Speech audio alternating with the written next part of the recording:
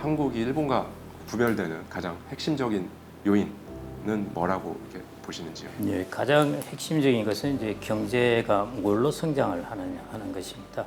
일본 같은 경우에는 인구가 뭐 1억 2천, 1억 2,500 뭐 이 정도 되지 않습니까? 그래 기본적으로 내수입니다. 중국도 당연히 앞으로 내수로 가야죠.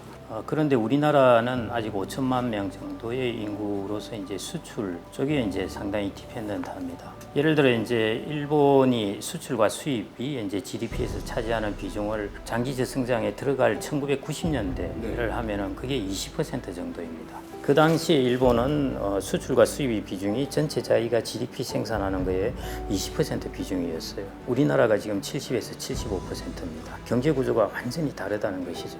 그러니까 일본은 뭐냐 하면은 자기들의 내수가 성장을 해주지 않으면은 경제가 성장하기 어려운 구조를 그때 가지고 있었고요. 우리나라는 내수가 아니라 해외 여건이 어떻게 되냐에 따라서 많은 영향을 준다는 것입니다. 대만을 보시면 아시겠지만은 대만도 잃어버린 20년 그랬습니다. 90년대 버블이 꺼지면서 상당히 20년 이상 어려웠었어요.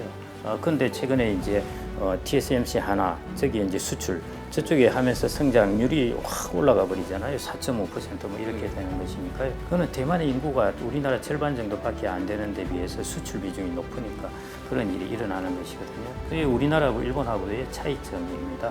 그래서 일본은 그 당시에 아무리 해외 여건이 좋더라 하더라도 자기 스스로의 내수 여건이 안 좋기 때문에 이제 일어날 수가 없는 것이죠. 그게 가장 큰 차이점입니다. 그래서 우리나라의 경제 전망을 이렇게 장기적으로 전망을 하기가 어려운 이유 중에 하나는 해외 여건이 어떻게 될지 모르겠다는 것입니다.